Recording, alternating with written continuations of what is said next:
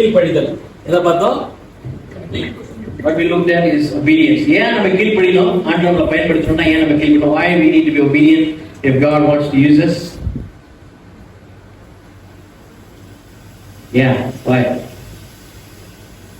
See if you get everything. Yeah. See if I will.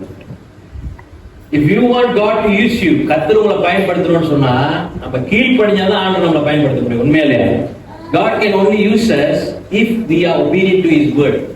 And last week we looked at how prayer helps us. போன வாரம் நம்ம கவனிச்சோம் எப்படி அந்நிய பாஷையில ஜெபிக்கிறது வந்து நமக்கு உதவி செய்யுது சொல்லி. ஆமென்.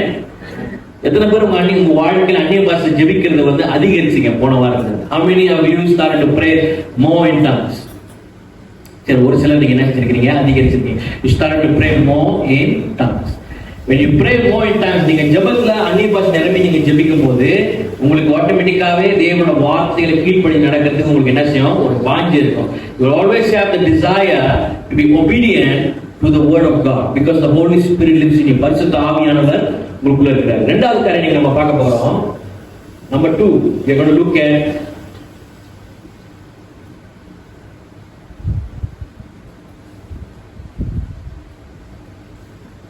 என்ன போட்டிருக்க ஆங்கிலத்தில்?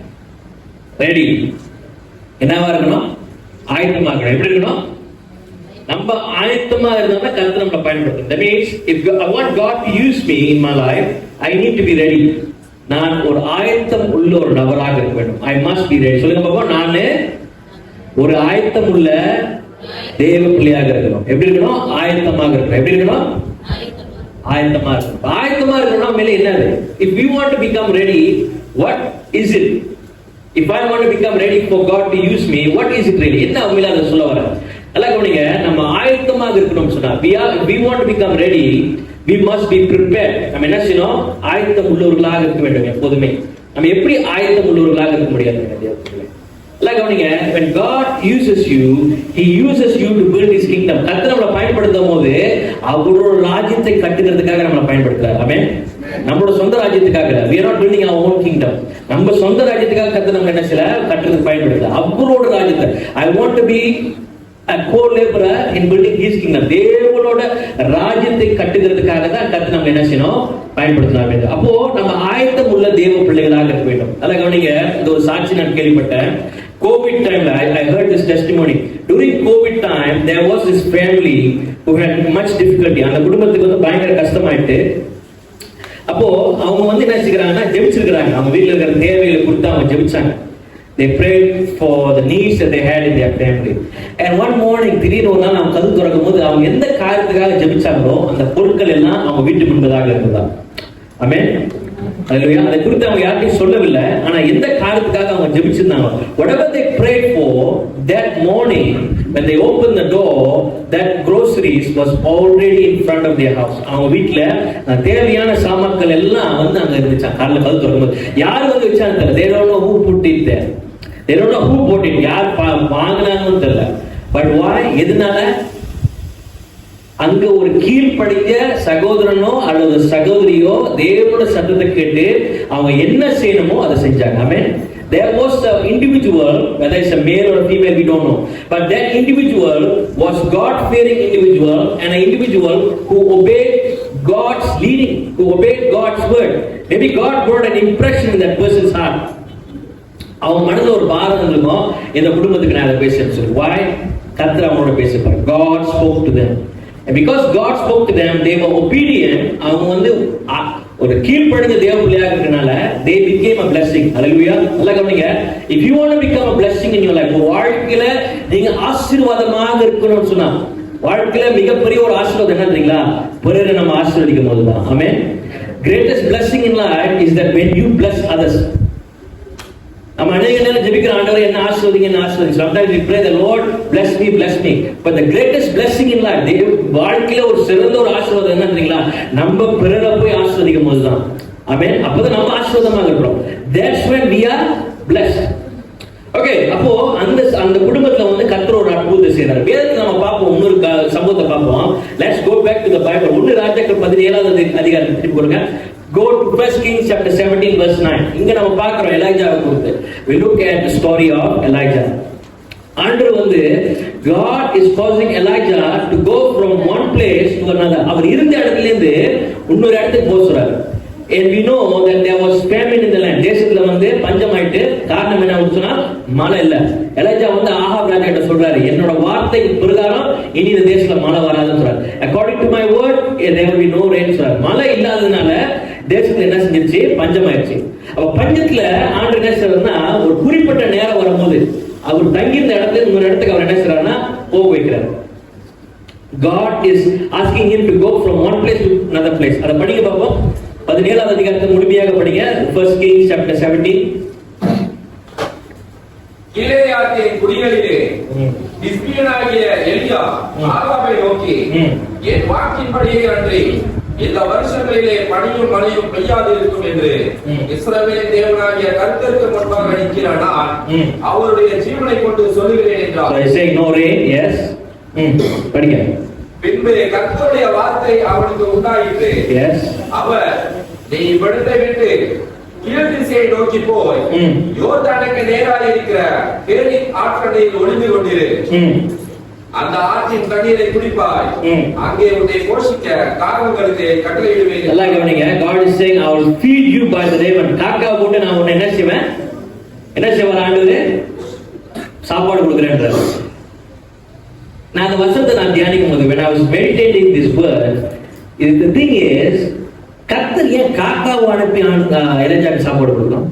Why did God send or commanded a raven to come and feed Elijah? Why was that? Yeah. எதனால? Why? எதனால ஆண்டவர் வந்து காக்காவை அனுப்பி நான் அவனுக்கு சாப்பாடு கொடுக்குறேன்றாரு? அப்ப அந்த தேசத்துல எத்தனை லட்சக்கணக்கான மனிதர்கள் இருந்திருப்பாங்க இல்லையா? There would have been hundreds and thousands of people living in that land. Yes? ஆமாவா இல்லையா? ஆமாவா இல்லையா?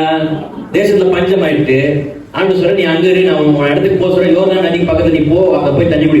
Go to the Jordan river and there is a brook there and you drink from that brook and I'm going to command the raven to come and feed you every day bread and meat.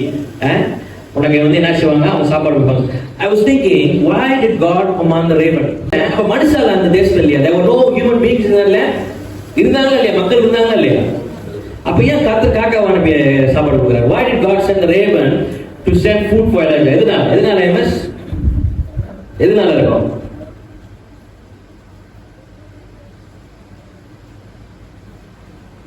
எதனால இருக்கும் ஆண்டவர் வந்து காக்காவை அனுப்பி சாப்பாடு கொடுக்குறாரு, ஏன் மனுஷன் அனுப்பி சாப்பாடு கொடுக்கல? எதனால? எல்லாம் ஜனங்க பஞ்சத்துல இருக்கிறாங்க. நல்லா கவனிங்க. இது முடிஞ்சு இன்னொரு இடத்துக்கு ஆண்டவர் அனுப்புறாரு, அங்கேயே பஞ்சம் தான். ஆனா இங்க ஏன் யாரும் வரல?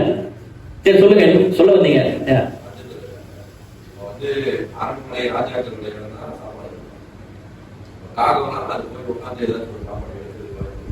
Okay, so he's saying that in maybe the king's palace there is food, maybe the raven went inside and got the food.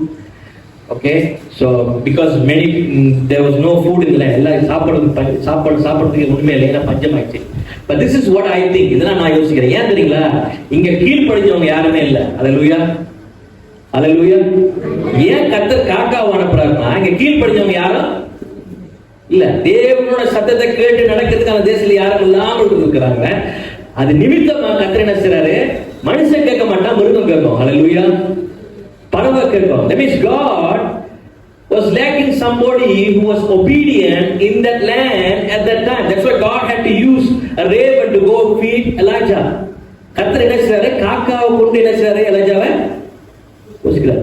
So today if you really want God to use you in your life, நீங்க உங்க வாழ்க்கையில கர்த்தர் உங்களை பயன்படுத்தணும்னு நீங்க நினைச்சீங்கன்னு சொன்னா நீங்க என்ன செய்யணும், முத கீழ்ப்படிஞ்சு இருக்கணும். இதான் அந்த வார்த்தை நான் தியானிக்கும் போது என்னோட சிந்தனை வந்துச்சு. Because there was nobody obedient to the word of God. No one, maybe God would have been speaking to them. கர்த்தர் அவங்களோட பேசியிருப்பாரு, ஆனா யாரும் தேவனோட சத்தத்தை கேட்கல. I mean தேவனோட சத்தத்தை கேட்காத நிமித்தமாக தான் தேசத்துல பஞ்சம் வந்துச்சு. அந்த 4 வருஷங்கள் அந்த தேசம் மழையே இல்லை. There was no rain in the land because they went against God. So தேவனோட வார்த்தைக்கு விரோதமாக செயல்பட நிமித்தமாக அவங்க என்ன செஞ்சாங்க, தேவனோட நியாயத்தீர்ப்புக்கு ஆளானாங்க. They went into God's judgment. Alright, so அப்போ ஆண்டவர் என்ன செய்றாரு, அங்க போய் சாப்பிட்டு சொன்னார். அதுக்கப்புறம் இன்னும் நடக்குது, படிங்க பாப்போம், தொடர்ந்து படிங்க. அவன் போய் கர்த்தருடைய வார்த்தையின்படி யோர்தானுக்கு நேராயிருக்கிற பேரின் ஆற்றண்டையில் தங்கியிருந்தான். காகங்கள் அவனுக்கு விடிய காலத்தில் அப்பமும் இறைச்சியும் சாயங்காலத்தில் அப்பமும் இறைச்சியும் கொண்டு வந்தது. தாகத்திற்கு அந்த ஆற்றின் தண்ணீரை குடித்தான். தேசத்தில் மழை பெய்யாதபடினால் சில நாட்களுக்கு பின்பு அந்த ஆறு வற்றி போயிற்று. அப்பொழுது கர்த்தருடைய வார்த்தை அவனுக்கு உண்டாயிற்று. அவர், நீ எழுந்து சீதோனுக்கு அடுத்த சாரிபாத் ஊருக்கு போய் அங்கே தங்கியிரு, உன்னை பராமரிக்கும்படி அங்கே இருக்கிற ஒரு விதவைக்கு கட்டளையிட்டேன். என்ன செஞ்சார் ஆண்டவர்? What did God do? சத்தமா சொல்லுங்க, கட்டளையிட்டேன்னு சொல்லுங்க பாப்போம். ஆண்டவர் என்ன செஞ்சாரா? ஆனா அங்க இருந்த தேசத்துல யாரு கட்டளையிட்டாரு? காகத்துக்கு தான் ஆண்டவர் கட்டளையிட்டாரு. ஆனா இங்க யாரு கட்டளையிட்டாரு? So God commanded the raven over here, and then when he is moving to another place, God says, I have commanded a widow. ஒரு விதவையை நான் என்ன செய்கிறேன், கட்டளையிட்டு இருக்கேன், அவங்க ஒன்னு என்ன செய்வாங்க, பராமரிப்பாங்க. So இதான் கதை. This is the story, and we know அங்க போய் அவர் என்ன செஞ்சாரு சொல்லி நமக்கு தெரியும். அங்க படிங்க, தொடர்ந்து படிங்க பாப்போம். Continue to read. அப்படியே அவன் எழுந்து சாரிபாத்துக்கு போனான். அந்த பட்டணத்தின் ஒளிமுக வாசலுக்கு அவன் வந்தபோது அங்கே ஒரு விதவை விறகு பொறுக்கிக் கொண்டிருந்தாள். அவன் அவளை பார்த்து கூப்பிட்டு, நான் குடிக்கிறதுக்கு கொஞ்சம் தண்ணீர் ஒரு பாத்திரத்தில் எனக்கு கொண்டு வா என்றான். கொண்டு வர அவள் போகிற போது அவன் அவளை நோக்கி கூப்பிட்டு, கொஞ்சம் அப்பமும் கையில எனக்கு கொண்டு வா என்றான். அதற்கு அவள், பானையில் ஒரு பிடி மாவு களையத்தில் கொஞ்சம் எண்ணெயுமே அல்லாமல் என்னிடத்தில் ஒரு அடையும் இல்லை என்று தேவனாகிய கர்த்தருடைய ஜீவனை கொண்டு சொல்லுகிறேன். இதோ நானும் என் குமாரனும் சாப்பிட்டு செத்து போக அதை எனக்கும் அவனுக்கும் ஆயத்தப்படுத்துகிறதுக்கு 2 விறகு பொறுப்புகிறேன் என்றார். அப்பொழுது எலியா அவளை பார்த்து, பயப்படாதே, இப்போது வார்த்தைப்படி ஆயத்தப்படுத்து. ஆனாலும் முதல் அதிலே எனக்கு ஒரு சிறிய அடையை பண்ணி என்னிடத்தில் கொண்டு வா, என் உனக்கும் உன் குமாரனுக்கும் பண்ணலாம். கர்த்தர் தேசத்தின் மேல் மழையை கட்டளையிடும் நாள் மட்டும் பானையின் மா செலவழித்து போவதும் இல்லை, கலசத்தின் எண்ணெய் குறைந்து போவதும் இல்லை என்று இஸ்ரவேலின் தேவனாகிய கர்த்தர் சொல்கிறார் என்றார். Okay, so we see that Elijah went to that Zarephath city and he saw the widow, and the widow gave him some food. Okay, even though the widow didn't have much. அப்ப நம்ம பார்க்கிறோம், அந்த ஏழை விதவை வீட்ல, அவங்க வீட்ல ஒண்ணும் இல்ல, ஆனாலும் அவங்க என்ன செஞ்சாங்க, எலியாவுக்கு சாப்பாடு செஞ்சு கொடுத்தாங்களா இல்லையா? She gave food for Elijah according to the word. அவங்க தேவனோட மனுஷன் என்ன சொன்னாரோ அதை அவங்க என்ன செஞ்சாங்க. சரிங்களா? இதான் அந்த கதை. இதுல இருந்தா சில பாயிண்ட்ஸ் நான் என்ன செய்ய போறேன், பேச போறேன். The first point was என்னன்னா, அவர் A to B க்கு போறாரு. ஜரபாத் ஏல இருக்கும்போது கர்த்தர் என்ன செய்றாரு, காகத்தை அனுப்பி என்ன செய்றாரு, போஷிக்கிறாரு. ஆனா B க்கு போகும்போது, ஜரபாத்துக்கு போகும்போது அங்க என்ன செய்றாங்க, ஒரு விதவை இருந்து கர்த்தர் சொல்றாரு, நான் அவங்கள கட்டளையிட்டு இருக்கிறேன், அவங்க என்ன செய்வாங்க, உனக்கு சாப்பாடு கொடுப்பா சொல்றாரு. அப்போ இங்க இருக்கும்போது இங்க எவனுமே யாரும் தேவனோட சத்தத்தை கேட்கல. கர்த்தர் ஒரு பறவையை கொண்டுதான் ஆண்டு என்ன செய்றாரு, அந்த தேவ மனுஷன் ஆண்டு என்ன செய்றாரு, சாப்பாடு கொடுக்குறாரு. ஏன்னா அங்க இருந்த மனுஷன் எவனுமே தேவனோட சத்தத்தை கேட்கல. So God in this time, இன்னைக்கு நீங்க நான் அந்த வாழ்ற இந்த காலகட்டத்துல கர்த்தர் என்ன எதிர்பார்க்கிறாரு, என்னோட ராஜ்யத்தை நான் வேகமா கட்டணும். எத்தனை பேர் என்னோட சத்தத்தை கேட்கறதுக்கு ஆவலோடு இருக்காங்க? எத்தனை பேர் என்னோட சத்தத்தை கேட்டு அந்த சத்தத்தின் பிரகாரம் நடக்கிறாங்க? Hallelujah. How many of you are walking in obedience to the voice of God? தேவன் ஒரு காரியத்தை உங்களுக்கு உணர்த்தும் போது, when God puts a burden in your heart, உங்க மனதுல ஒரு பாரமோ இல்ல ஒரு ஏவுதலோ இருந்துச்சு என்று சொன்னால், எத்தனை பேர் அந்த சத்தத்தை கேட்டு வாழ்ற பிள்ளைகளா இருக்கீங்க? How many of you live in obedience to the word and to the unction of the Holy Spirit? பரிசுத்த ஆவியானவர் அவர் ஒரு ஏவுதலோடு ஒரு உணர்த்தல் உங்களுக்கு கொடுக்கும் போது எத்தனை பேர் அதை கேட்டு நம்ம நடக்கிறோம்? எத்தனை பேர் அதை அப்படியே தூக்கி போட்டுருவாங்க? How many of us just leave it like that? So if you want God to use you, you must be ready. நீங்க என்ன செய்யணும்? ஆயத்தமா இருக்கணும். ஆண்டவர் நான் என்ன பேசும்போது அது உடனே நான் என்ன செய்யணும், அதுல செயல்படணும். I must ready. அதுக்கு நான் ஆயத்தத்தோடு இருக்க வேண்டும். எப்படி இருக்க வேண்டும்? ஆயத்தத்தோடு இருக்கணும். ஆனா இங்க எவனும் இங்க இல்ல, என்ன இல்ல, ஆயத்தத்தோடு இல்ல. இங்க அவங்க என்ன இருக்கிறாங்க, கர்த்தர் பேசுறாரு, நான் என்ன செய்ய போறேன், கர்த்தரோட வார்த்தை கீழ்ப்படிக்கிறேன். God is speaking to me, I want to do be obedient to the word of God. என்னோட திருப்பி கொடுங்க 2 தீமோத்தேயு 2ஆம் அதிகாரம் 21ஆவது வசனம். 2 Timothy 2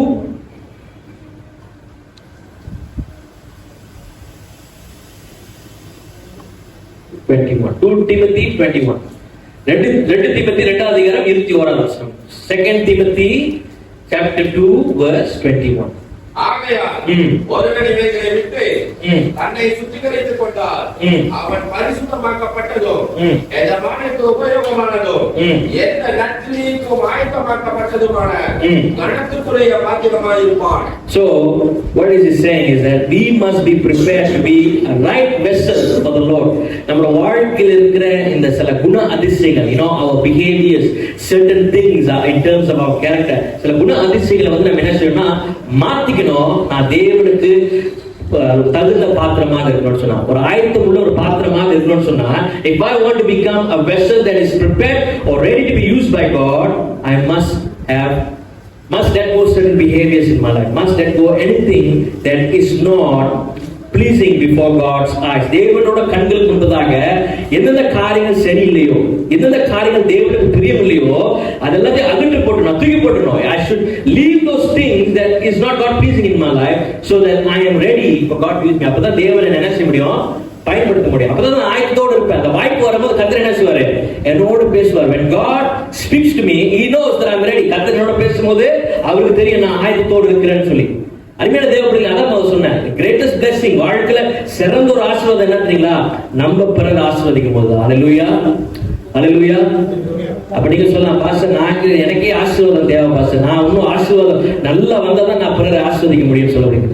அருமையான தேவ பிள்ளைகளே, நம்ம பிறரை ஆசீர்வதிக்கும் போது எத்தனையோ விஷயத்துல நம்ம என்ன செய்யலாம், ஆசீர்வதிக்கலாம். When we want to bless somebody, we can pray for them. ஒரு ஆறுதலான ஒரு 4 வார்த்தை நம்ம சொல்லலாம், விசிட் பண்ணலாம், போன் கால் அடிக்கலாம், நிறைய காரியங்கள் இருந்து நம்மளோட வாழ்க்கையில நம்ம செய்யறது. There are many things we can be a blessing for others. பண ரீதியாக மட்டும் இல்ல, மத்த காரியத்துல. Alright, so அங்க தீமோத்தேயு பவுல் வந்து தீமோத்தேயுக்கு எழுதும்போது சொல்றாரு, சரியில்லாத காரியத்தை எல்லாத்தையும் தூக்கி போட்டாதான் நமக்கு தேவனுக்கு ஒரு தகுந்த பாத்திரமாக இருக்கும்னு சொல்றாரு. He says, if you want to become the right vessel, you got to let go of things that are not pleasing in God's eyes. என்னோட திருப்பி கொள்ளுங்க, எரேமியா 17ஆம் அதிகாரம் 10ஆம் வசனத்துக்கு திருப்பி கொள்ளுங்க. Turn with me to Jeremiah chapter 17 verse 10.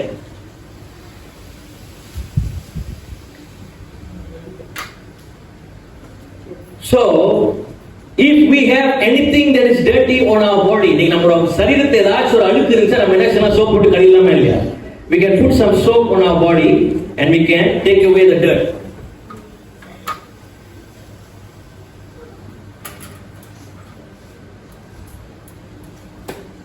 We can take away the dirt by putting some soap on our body. நம்ம சரீரத்துல ஏதாச்சும் ஒரு அழுக்கு, ஏதாச்சும் ஒரு காரியம் அது சரியில்லைன்னு சொன்னா நம்ம என்ன செய்யலாம், சோப்போ ஷாம்பு போட்டு நம்ம என்ன செய்யலாம், சுத்தப்படுத்திக்கலாம். அதுக்கு என்ன தேவைப்படுது. ஆனால் நம்ம மனதுல சில காரியங்கள் இருக்கும்போது அதை எப்படி நம்ம சுத்தப்படுத்த போறோம்? நாம் தகுந்த ஒரு பாத்திரமாக இருக்கணும், ஆயத்தம் உள்ள ஒரு பாத்திரமாக இருக்கணும்னு சொன்னா, கர்த்தர் என்ன பயன்படுத்தணும்னு சொன்னா ஆயத்தம் உள்ள ஒரு பாத்திரமாக இருக்கணும்னு சொன்னா, நான் அந்த பாத்திரம் சுத்தமாக இருக்கிற ஒரு பாத்திரமாக இருக்கணும். That means I as the vessel must be clean. எப்படி இருக்கணும், எப்படி இருக்கணும், சுத்தமாக இருக்கணும். சத்தமா சொல்லுங்க, எப்படி இருக்கணும், சுத்தமாக இருக்கணும். நீங்க சாப்பாடு போடும்போது அந்த பாத்திரம் சுத்தமாக இருக்குதா இல்லையான்னு சொல்லி பாப்பீங்களா இல்லையா? That means when you put food on your plate, don't you look at the plate and think, is this the clean plate or not? எப்படி இருக்கணும், கப் எடுத்து குடிக்கும் போது கப்பு சுத்தமா இருக்குதா இல்லையான்னு சொல்லி தானே பாப்பீங்க. சாப்பிடும் போது கை சுத்தமா இருக்குதா இல்லையான்னு சொல்லி தானே பாப்பீங்க. அப்ப கர்த்தர் நம்மளை பயன்படுத்தணும்னு சொன்னா, if we want God to use us, நம்ம ஆயத்தம் உள்ள ஒரு பாத்திரமாக இருக்கணும்னு சொன்னா சுத்தமான ஒரு பாத்திரமாக இருக்க வேண்டும். ஹல்லேலூயா. If we want God to use me, I must be a vessel that is prepared and ready. Prepared and ready means a clean vessel. யாருமே அழுக்குள்ள பாத்திரத்தை நம்ம பயன்படுத்த மாட்டாங்க. ஆமாவா இல்லையா? ஹல்லேலூயா. அழுக்குள்ள பாத்திரத்தை யாரும் நம்ம என்ன செய்ய மாட்டோம், அது அழுக்கா இருந்தா நம்ம உடனே என்ன செய்வோம், if the vessel is not clean, the plate or the cup is dirty, what we do, என்ன செய்வோம், we wash it. நம்ம இந்த பிளாஸ்டிக், இந்த கிளாஸ், இந்த சில்வர் எல்லாம் சோப் போட்டு கழுவிடலாம். ஆனா நம்ம மாம்சம் உள்ள இதயத்தை எப்படி நம்ம கழுவ போறோம்? How are we going to clean our heart if it's dirty? என்னோட திருப்பி கொடுங்க, read that Jeremiah chapter 17 verse 10. எரேமியா 17ஆம் அதிகாரம் 10ஆம் வசனம். Okay, you read in English also. தமிழ்ல படிங்க, இங்கிலீஷ்ல படிங்க.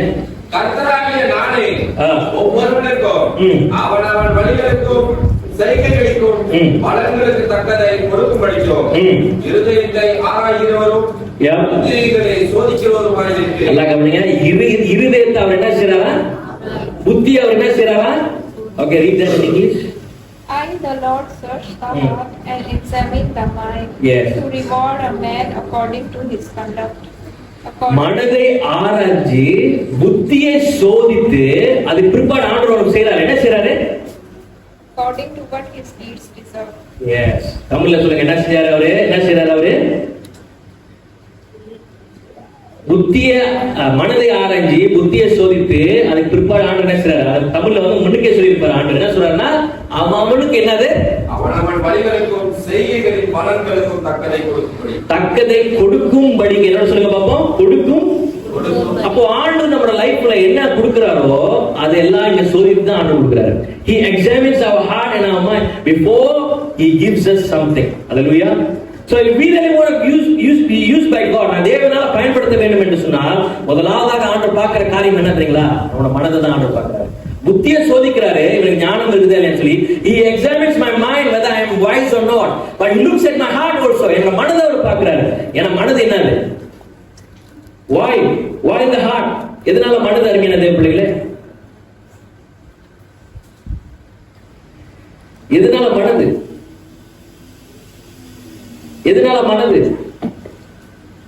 நீதிமொழிகள் 4 அதிகாரம் 23 வசனத்தை திருப்பி படிங்க. Turn to Proverbs chapter 4 verse 23. Why God is looking at the heart?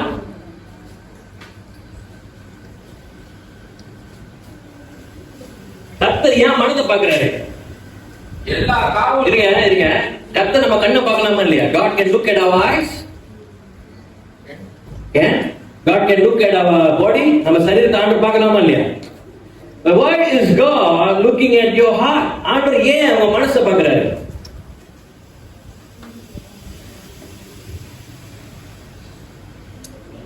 நல்லா கவனிங்க. இன்னைக்கு ஒரு CT ஸ்கேனுக்கு நீங்க போனீங்கன்னா உங்க ஹார்ட்டே அது காண்பிக்கும். If you go to a CT scan today, it will show your entire heart. ஹார்ட்ல என்னென்ன மசில் இருக்குது, அந்த ரத்த ஓட்டம் எப்படி இருக்குது, எல்லாமே அந்த ஸ்கேன்ல காமிச்சிடும்.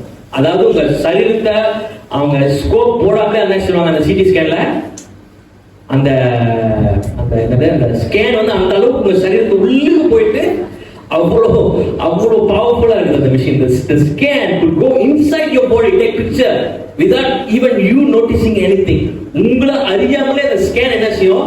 உங்க ஹார்ட்டுக்கு அந்த ஸ்கேன், உங்க ஹார்ட்டோட எந்த சரீரமான எந்த உறுப்புகள் இருந்தாலும் சரி, whichever organ is taking the scan, it will go inside and give you everything. அப்போ அதை நம்ம கவனிக்கும் போது பாருங்க, மனுஷனோட டெக்னாலஜி எந்த அளவுக்கு. You see how much technology has grown. The thing is this, God looks at our heart the same way. கர்த்தர் நம்ம சரீரத்தை பார்க்கும்போது அப்படியாக தான் ஆண்டவர் பார்க்கறாரு. அப்ப டாக்டர் பார்க்கும்போது சொல்லுவாங்க, when doctor sees it, he sees, okay, you have 1 block, 2 block, something is not right in the heart, or your heart is good. Doctor சொல்றாங்க, okay, heart நல்லா வேலை செய்யுது, ஹார்ட்ல பிரச்சனை இல்லைன்னு சொல்லலாம். ஆனா ஹார்ட்டை பார்த்து தான் சொல்றாங்க. But why does God look at your heart? எதனால ஆண்டவர் பார்க்கறாரு பாருங்க. நான் நீதிமொழிகள் 4 அதிகாரம் 23 வசனம், Proverbs chapter 4 verse 23 says the answer. என்ன சொல்றாரு ஆண்டவர்? எல்லா காவலோடும் இருதயத்தை காத்துக்கோ, அது என்று ஜீவ ஊற்று புறப்படும். அதிலே என்ன புறப்படுகிறது? சத்தமா சொல்லுங்க, என்ன புறப்படுகிறது? What is coming out from the heart? Proverbs chapter 4:23, what is it coming out from there? 23 verse. Above all else, guard your heart, for it is the wellspring of life. அங்கிருந்து ஜீவ ஊற்று என்ன செய்து வருது? என்ன வருது? உணர்ச்சிகள்லாம் எங்க இருந்து வருது? Our emotions, where is it coming from? எங்க இருந்து வருது? Our heart, நம்மோட இதயத்தில் வருகிறது. நீங்க தேவப்பிள்ளைங்க. So God is saying, guard your heart. நீங்க உங்க இதயத்தை எல்லா நேரமும் பாதுகாத்துக் கொள்ளுங்க. ஏன்னா அங்கிருந்து தான் வாழ்க்கைக்கு சம்பந்தப்பட்டிருக்கிற எல்லா காரியமும் அங்கிருந்து தான் உண்டாகுன்றாரு. That's where everything starts in your life. அதனால ஆண்டவர் சொல்றாரு, உன்னோட இதயத்தை எல்லா நேரமும் என்ன செய்? பாதுகாத்துக் கொள்ள. யாரு பாதுகாத்துக் கொள்ள வேண்டும்? Who needs to take care of the protect the heart? யாரு? நீங்க அதை என்ன செய்யணும்? பாதுகாத்துக் கொள்ள வேண்டும். பாருங்க தேவ பிள்ளைகளை. அப்போ இன்னைக்கு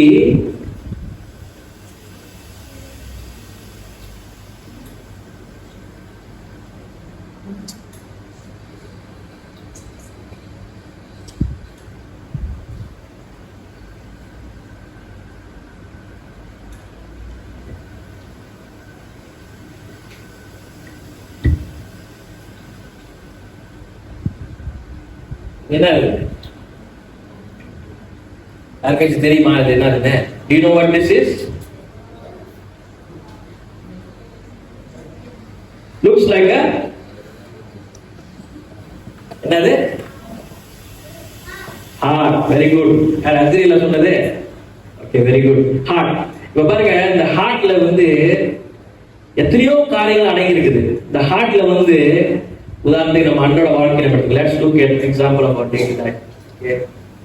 In this heart, there is always a competition. இங்க வந்து ஒரு போட்டி நடக்கும் மனசுல. என்ன போட்டி நடக்கும்னா, what sort of competition it happens is that who takes the number one place in this heart? யாரு முதல்ல இடத்தை பிடிக்க முடியும் இந்த ஹார்ட்ல? எல்லா நேரமும் ஒரு போட்டி நடந்துட்டே இருக்கும். There is this competition. உங்களை அறியாமலே அது நடக்கும். It will happen without you even knowing it. ஒரு காம்படிஷன் என்ன செய்யும்? நடந்துட்டே இருக்கும். அப்போ இந்த காம்படிஷன்ல யாரெல்லாம் பங்கு எடுத்திருக்காங்க? Who are the things? What are the things that have taken? What are the things that have taken part in this competition? Who are they? யார் அவங்க? முதலாவது நம்ம ஒரு காரியத்தை சொல்லுவோம். யார் சொல்லலாம்னா, நம்மளோட அன்றாட யூஸ் பண்ற நம்ம வாழ்க்கையில இருக்கிற பணம். ஓகே, 20 ringgit வச்சுக்கோங்க. பணம் வந்து என்ன செய்யும்? எப்பவுமே போட்டி போடும். The money will always compete with God. It wants to take the number one place. Okay, first நான் தான் ஃபர்ஸ்ட் இருக்கணும்னு சொல்லி ஒரு போட்டி போட்டுட்டே இருப்பேன். It will always be in the competition. வேற என்ன மாதிரி காரியங்கள் நம்ம வாழ்க்கையில போட்டி போடுவோம்? முதலாவதாக எடுக்கிறது. What kind of other things that will try to compete to take the number one place? என்னது? உலக சிற்றின்பங்கள். The pleasures of the world. அப்ப நம்ம என்ன போடலாம்? ஒரு உதாரணம் கொடுங்க பாப்போம். உலக சிற்றின்பத்துக்கு என்ன மாதிரி காரியங்கள்? What kind of things that shows pleasure? ஆசைகள். சரி, ஒரு உதாரணம் கொடுங்க பாப்போம். என்ன படம் நம்ம இங்க வரலாம்? What kind of picture can we draw here? சொகுசான ஒரு வாழ்க்கை. சொகுசான ஒரு வாழ்க்கைனா எல்லா நேரமும் what can we write here? What can we draw here? காசு வாங்கிட்டேன். I put that money. வேற என்ன வரலாம்? What can we draw? ஆடம்பர கார். கார் எப்படி வருகிறது? வரி தெரியாம ஏன் வரைஞ்சிட்டு இருக்கீங்க? பாஸ் வச்சீங்களா? ஓகே, கார் ஒரு ஆடம்பரமான ஒரு வாழ்க்கை. Okay, luxurious life. ஓகே, அடுத்து வேற என்ன மாதிரி காரியங்கள் போட்டி போடுவோம் நம்ம லைஃப்ல? அந்த முதல் இடத்தை எடுக்கிறதுக்கு they want the first place. என்ன மாதிரி காரியங்கள்? டிஸ்கோ எல்லாம் இங்க போட்டுருவோம். Okay, karaoke, disco, club. வேற பணம், ஆடம்பரமான ஒரு வாழ்க்கை, money, luxurious life. What else competes with you, competes in your life to take the number one place in your life? I'm talking about how to be ready. தேவனுக்காக நம்ம ஒரு ஆயத்தம் உள்ள ஒரு கருவியாக இருக்கணும்னு சொன்னா அது இதெல்லாம் அடங்கியிருக்கு. All these things are included. So what else will compete with you? என்ன காரியங்களோட போட்டி போடுங்க லைஃப்ல முதல்ல எடுத்து எடுக்கிறதுக்கு? மாம்ச இச்சைகள். மாம்ச இச்சைகள் வந்து நம்ம என்ன போடலாம்? கண்கள் போடலாம். யார்? கண்ணு. கண்ணு பார்க்கறதெல்லாம் வாசம். Eyes, lust of different things. Okay, வேற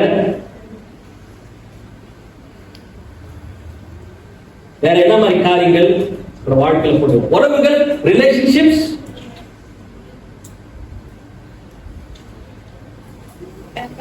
ரெண்டு பேரும் போடுறாங்க. Relationships, family. So I'll just draw a line here. Relationship, family. Okay, இது எல்லாமே நம்மளோட போட்டி போடுறாங்க. All these things will try to dominate our life. I want to be the number one place in your life. Number one place in your life. Relationship, family. What else? வேலை, நம்ம work, career. சொல்லுங்க, வேலை, வீடா? சரி, என்ன சொல்ல வரீங்க aunty? வீடு வந்து என்னது? வீட்டுல ஒரு வீடு வாங்குறதா? வீடு வாங்குறதா? ஓகே, வீடு வாங்குறது. ஓகே, வீடு வந்து ஒரு கடவுளா மாறிடுச்சு. The house became an idol. Okay, வீடு. கரியர். ஓகே, கரியர் வந்து நான் வந்து வாட்ச் போட்டுறாங்க. Okay, work yeah. What else? என்ன மாதிரி காரியங்கள்? வேற என்ன? ஃப்ரெண்ட்ஷிப், நட்புகள். இது வந்து என்ன செய்யும்? உங்களோட போட்டி போடும் கடவுளோட இடத்தை எடுக்கிறதுக்கு. நண்பனின் வாக்கு தேவ வாக்குன்னு. என்ன வாக்கு? நண்பனின் வாக்கு தேவ வாக்கு. நண்பன் ஒரு வார்த்தை சொல்லிட்டா போதும், உனக்காக என்ன வேணும்? உயிரை கொடுப்பேன்னு. Hallelujah. A friendship word is like God's word. They say you take my life, you want my life. சரி, வேற என்ன மாதிரி காரியங்கள் நம்மளோட போட்டி போடும் நம்ம லைஃப்ல? What are the things? What else?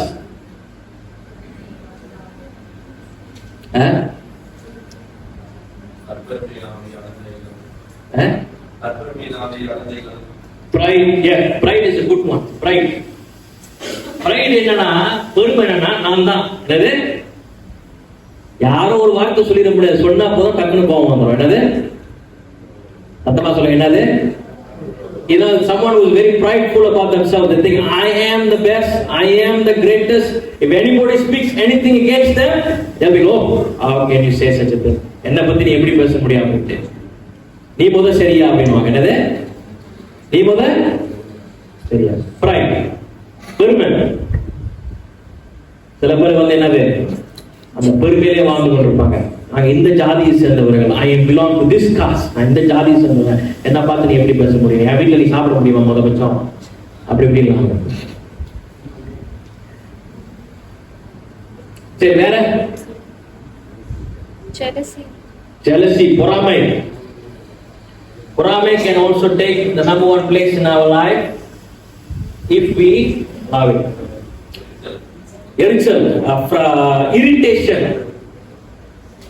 சில பேர் சொல்லுவாங்க, வீட்டுல கேள்விப்பட்டிருக்கீங்களா, எரிச்சலா இருக்கு, அதாவது பேசிக்கிட்டே இருக்காது, எனக்கு எரிச்சலா இருக்குன்னு. Don't talk to me like that, I feel irritated. Okay, அதுமாதிரி தேவைப்படிய ஒரு சில காரியத்தை நம்ம பார்த்துக்கிறது வரைக்கும் இது எல்லாமே நம்ம லைஃப்ல போட்டி போட்டுட்டே இருக்கும். 24 மணி நேரம். All this thing is going to compete with each other again 24 hours every day to take the number one place. Now, someone who has put money the first place, அப்படினா அவங்க வாழ்க்கையில பணம் வந்து முதலாவது இடத்துல இருக்குதுன்னு சொன்னா, அதாவது அதுதான் நம்ம லைஃப்ல முக்கியம் சொன்னா, அவர்கள் வந்து ஆயத்தத்தோடு இருப்பாங்க கர்த்தர் அவங்களை பயன்படுத்துகிறதுக்கு.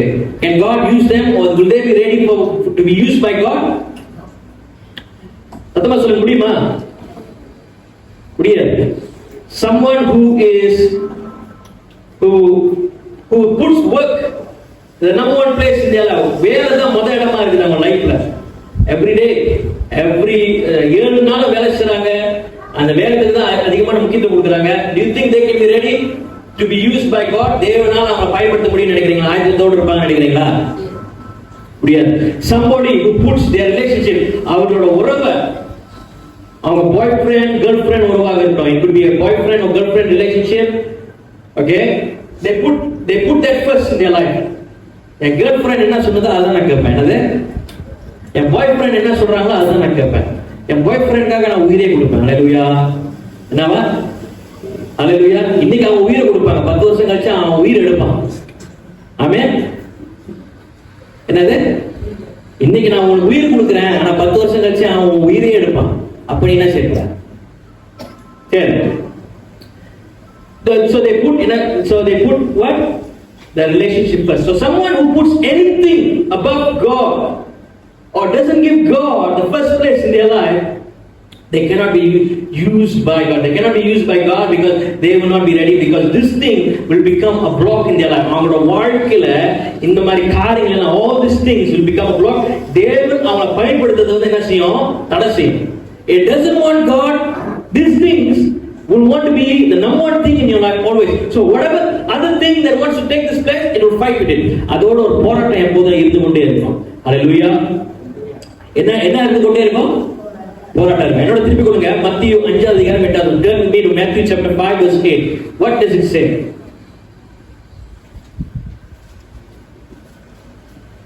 மத்தேயு 5:8. இருதயத்தில் சுத்தமுள்ளவர்கள் பாக்கியவான்கள், ஆ. அவர்கள் தேவனை தரிசிப்பார்கள். Read it in English. இருதயம் சுத்தம் உள்ளவர்கள் அவர்கள் பாக்கியவான்கள். அவங்க என்னவா? தேவனை தரிசிப்பார்கள். தேவனை தரிசிப்பார்களாம். இருதயம் சுத்தம் உள்ளவர்கள்னா எப்படிப்பட்ட இருதயமாக இருக்கணும்? அது இருதயம் சுத்தமா இருக்கணும்னா பாஸ்டர் கொலஸ்ட்ரால் இருக்க கூடாது, இதயத்துல பிளாக் இருக்க கூடாது. If it's a clean heart or a pure heart, it means that it has no cholesterol, no block in the heart. Is that what God is meaning? அதுதான் அவர் சொல்லுவாரா? இருதயம் சுத்தம் உள்ளவர்கள்னா என்னது? A clean, a pure heart. Pureனா ரொம்ப ஒரு தூய்மை உள்ளது. எப்படி உள்ளது? தூய்மை உள்ளது, சுத்தம் உள்ளது. அந்த இருதயம்னா என்ன செய்ய முடியுமா? என்ன செய்ய முடியுமா? என்ன செய்ய முடியுமா? தேவனை தரிசிக்க முடியுமா? Only that pure heart can see God. So it doesn't mean when God is saying a pure heart means it doesn't have all these things. இதெல்லாம் ஒண்ணுமே இல்லையா? அந்த இருதயத்துல எல்லாம் ஒண்ணுமே இல்லையா? உறவுகள் இல்ல, நட்புகள் இல்ல, பணம் இல்ல, இதெல்லாம் எதுவுமே இல்லையா? அந்த வேலை இல்ல, அதெல்லாம் எதுவுமே இல்லையா? அந்த சொல்லப்பட்டிருக்கிற அந்த இருதயத்துல. The heart that the Bible is saying, does it not have all these things? என்னது? It will have, இருக்கும். ஆனா அது என்ன செஞ்சிருக்காது? What it would, so it would, what is the place that it will take? என்ன மாதிரி இடத்தை அது எடுத்துக்கும்? What is the place that it will take?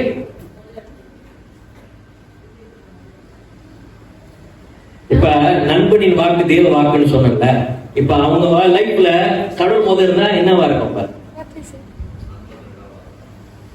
நண்பன் வந்து என்ன செய்வாரு? ரெண்டாவதாக இருப்பான். I'm saying, when the Bible is saying, blessed are those who are pure in heart, for they shall see God. That's what it says.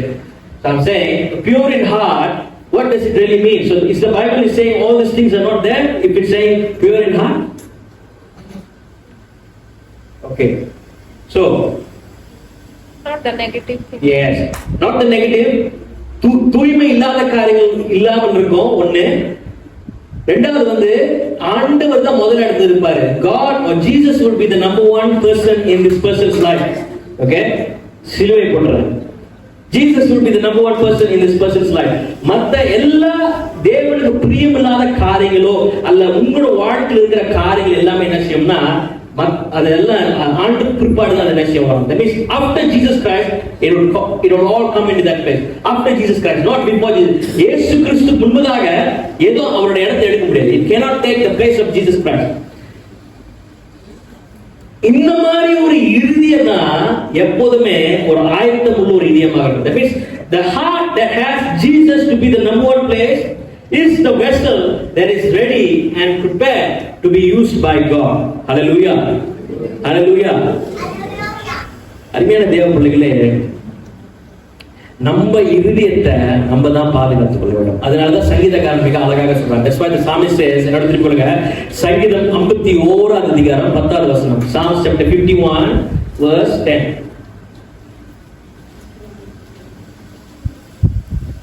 அவர் பாருங்க அங்க எப்படி ஜெபிக்கிறார். Look at how he is praying there. Psalms chapter 51 verse 10. 51 அதிகாரம் 10வது வசனம். தேவனே சுத்த இருதயத்தை என்னிலே சிருஷ்டியோ. Yes, தேவனே சுத்த, சத்தமா சொல்லுங்க, தேவனே சுத்த இருதயத்தை எனக்கு சிருஷ்டியும் எனக்கு கொடுங்க. What does it say in English? Create in me a pure heart, O God, and renew a steadfast spirit within me. ஆண்டவரே எனக்கு சுத்தமான ஒரு இதயத்தை கொடுங்க ஆண்டவரே சொல்லி எத்தனை பேர் நம்ம ஜெபிச்சிருக்கோம் நம்ம அன்றாட வாழ்க்கையில. How many of us have said that prayer? Lord, give me a clean pure heart. என்னோட மனதுல எந்த ஒரு கள்ள கபடு இல்லாதபடி, உமக்கு பிரியமில்லாத எந்த ஒரு காரியமும் இல்லாதபடி இருக்கணும் ஆண்டவரே சொல்லி. இன்னொரு காரியத்தை மறந்துட்டோம், unforgiveness, மன்னிக்காத தன்மைகள். என்னது? சத்தமா சொல்லுங்க, என்னது?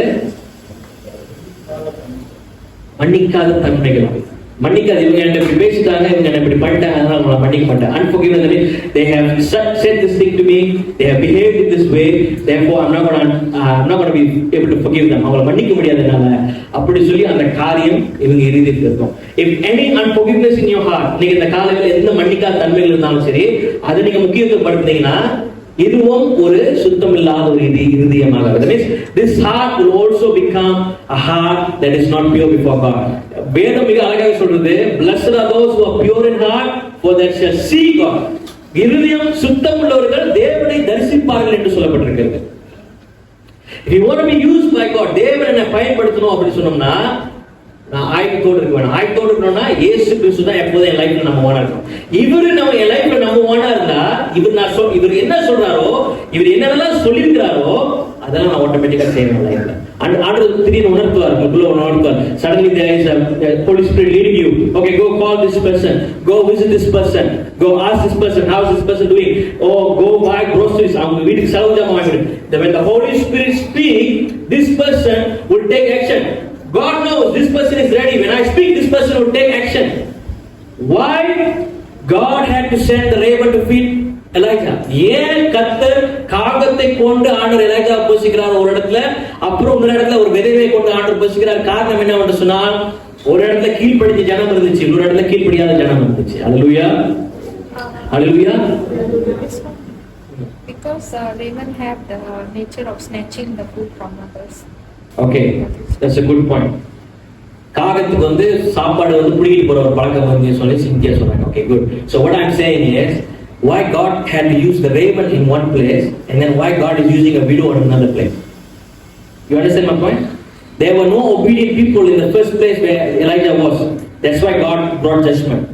And then God is sending him to another place, Zarephath city, and there God said, I have commanded a widow to take care of you. நான் என்ன செய்கிறேன், ஒரு ஏழை விதவைய கட்லெட் இருக்கிறேன், அவங்க என்ன செய்வாங்க, அப்ப என் பாயிண்ட் உங்களுக்கு விளங்குதா? கீழ்ப்படியாத ஜனம் ஒரு இடத்துல இருந்துச்சு, இன்னொரு இடத்துல ஒருத்தவங்க இருந்தாங்க ஆண்டவர் சத்தத்தை கேட்கறதுக்கு. ஆண்டவர் அவங்கள பயன்படுத்தினாரு. Because she was obedient, God used her, and because God used her, God also blessed that family. அந்த குடும்பத்தை ஆண்டவர் ஆசீர்வதித்தார். ஹல்லேலூயா, ஹல்லேலூயா. அருமையான தேவ பிள்ளைகளே, அப்போ நம்மளோட இதயத்தை நம்ம என்ன செய்யணும், எல்லா நேரமும் பாதுகாத்துக்கணும். நல்லா கவனிங்க, என்னோட சேர்ந்து சொல்லுங்க, சுத்தமான ஒரு பாத்திரம்,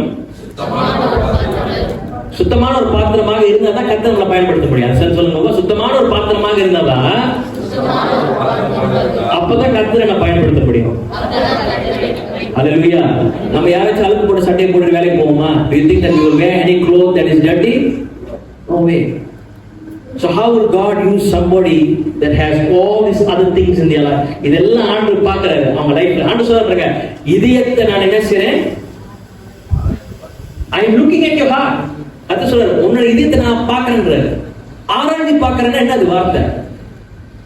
ஆராய்ச்சி பார்க்கறதுன்னா எவ்வளவு பெரிய ஒரு வார்த்தை தெரியுங்களா அது? You know what a big word that is. God is saying, I will examine your heart. உன் இதயத்தை நான் ஆராய்ச்சி பார்க்கறேன்னா என்ன மாதிரி அது வார்த்தை அது? யோசிச்சு பாத்தீங்களா? God will go into the depths of your heart. உங்க இதயத்தின் ஆழத்தில் இருக்கிற வரைக்கும் ஆண்டவருக்கு தெரியும் உங்க எல்லாம் என்ன நடந்துச்சு. So you cannot hide anything before God. அப்ப தேவன் முன்பதாக நீங்க வரும்போது எதையும் நம்ம என்ன செய்ய முடியாது, மறைச்சிட முடியாது. ஆண்டவரே இது யாருக்கும் தெரியாது, ஆனா கர்த்தருக்கு தெரியும். ஹல்லேலூயா, ஹல்லேலூயா. நம்ம பிற இடத்துல 1000 காரியத்தை நம்ம மறைச்சலாம். That means we can hide many things from many other people. Nobody knows this. இது நான் செஞ்ச அன்னைக்கு யாருக்கும் தெரியாது. சரி, ஓகே, யாருக்கும் தெரியாது, ஆனா கர்த்தருக்கு தெரியுமே. அப்புறம் மனசு என்ன பண்ணிருக்கு? Why do you want to hide something from God that you know is not a good thing for your life when you do it? உங்களுக்கு தெரியும் அந்த காரியம் சரியில்லைன்னு சொல்லி, ஆனா மீண்டும் மீண்டும் அந்த காரியத்தை நீங்க செய்யும் போது யாருக்கும் தெரியாது சொல்லி நீங்க செய்யும் போது அந்த காரியத்துல உங்களுக்கு நன்மை இல்லையா? ஏன்னா கர்த்தருக்கு தெரியுமா நீங்க என்ன காரியத்தை செய்து கொண்டிருக்கிறீங்கன்னு சொல்லி.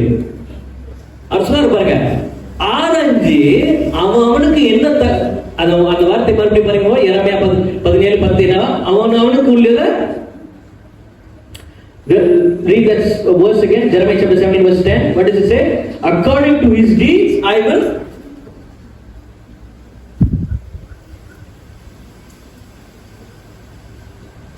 Jeremiah 17 verse 10.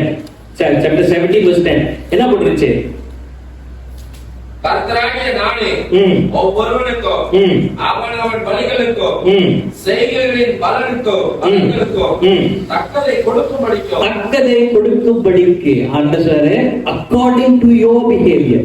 உங்களோட வாழ்க்கையில் இருக்கிற குண அதிசயங்கள், உங்களோட அன்றாட வாழ்க்கையில என்னென்ன காரியத்தை நீங்க செய்றீங்களோ according to that I will give you. அதுக்கு தகுந்து நான் என்ன செய்வேன் கொடுப்பேன் சார். இன்னைக்கு நம்ம ஒரு கடையில போயிட்டு ஒரு கிலோ அரிசி வாங்குறோம்னு வச்சுங்களேன், அவன் அந்த கிலோ அரிசி நம்ம today if you want to buy 1 kilo of rice, 1 kilo of rice வந்து எவ்வளவு வரும்? ஒரு 5-6 கிலோ வருது வச்சுங்க.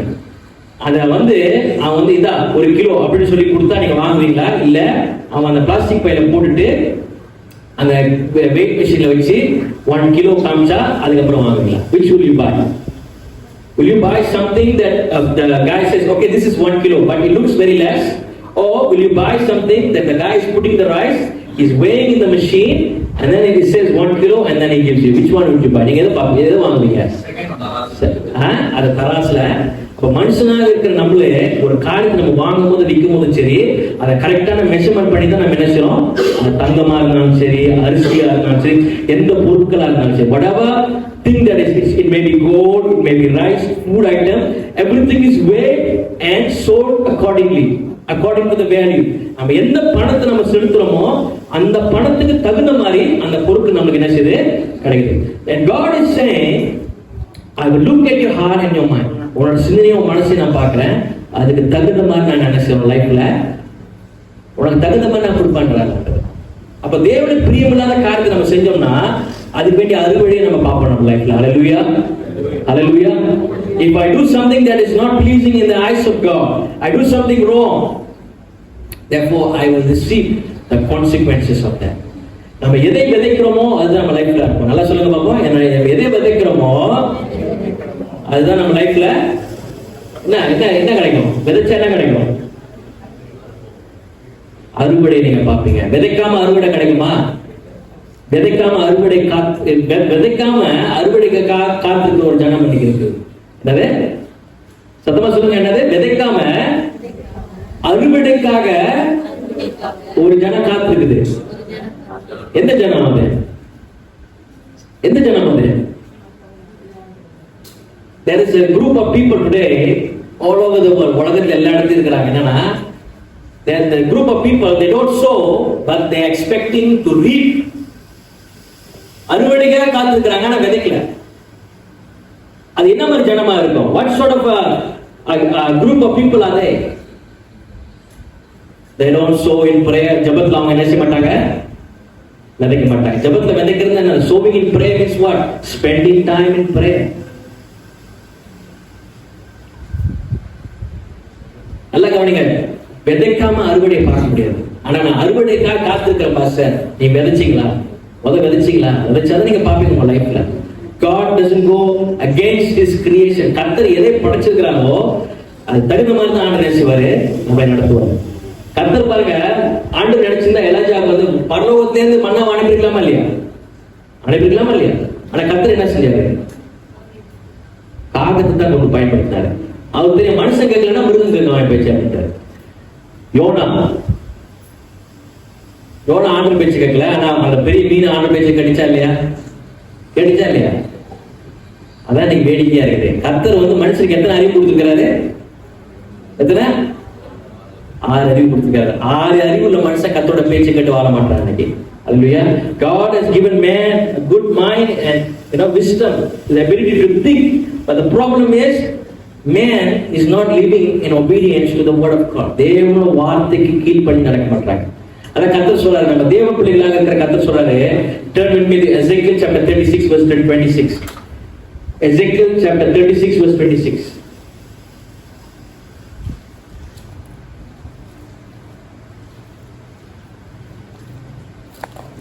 26. What does it say? என்ன சொல்லுது பாருங்க. உங்களுக்கு நவமான இருதயத்தை கொடுத்து உங்கள் உள்ளத்திலே புதிதான ஆவியை கட்டளையிட்டு கல்லான இருதயத்தை உங்கள் மாம்சத்தில் இருந்து எடுத்து போட்டு சதையான இருதயத்தை உங்களுக்கு கொடுப்பேன். Hallelujah. யார் செய்றாத? ஆண்டவர் செய்றார். God is saying that he is going to give us a new one. கர்த்தர் நமக்கு ஒரு புதிய இருதயத்தை கொடுக்கிறேன்னு சொல்றாங்க. அந்த இருதயம் கல்லுள்ள இருதயமாக இருக்காதா, செதவுள்ள இருதயமாக இருக்கும். That means God is saying He's going to give me a new heart. The new heart is not going to be as hard as a stone, but it's going to be made out of flesh. The Holy Spirit will live in this heart. பரிசுத்த ஆவியானவர் இந்த இருதயத்தில் வாசம் செய்கிற தேவனாக இருக்கிறார். பரிசுத்த ஆவியானவர் இந்த இதயத்தில் வாசம் செய்யும்போதுதான் நம்ம கல்லாக இருக்கிற இந்த இருதயம் மாம்சமாக மாறுகிறது. That means the heart that is so hard as rock becomes flesh when the Holy Spirit dwells in this heart. Hallelujah. Hallelujah.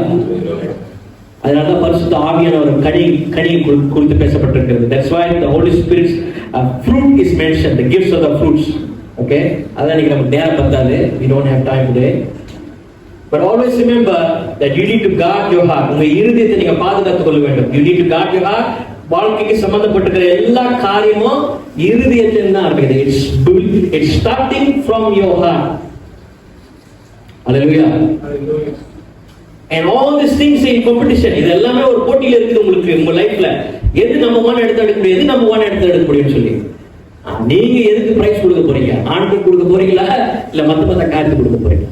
அதுதான் கேள்வியா இருக்குது.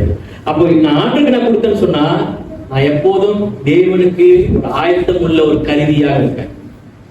ஆயத்தம் உள்ள ஒரு கருவியாக இருந்தா கர்த்தரை நான் பயன்படுத்த முடியும். Amen. Hallelujah. Okay, very good. ஆசிரியர் நல்லா உற்சாகமா இருக்கிறாரு. எபியா ஓகே, வெரி குட்.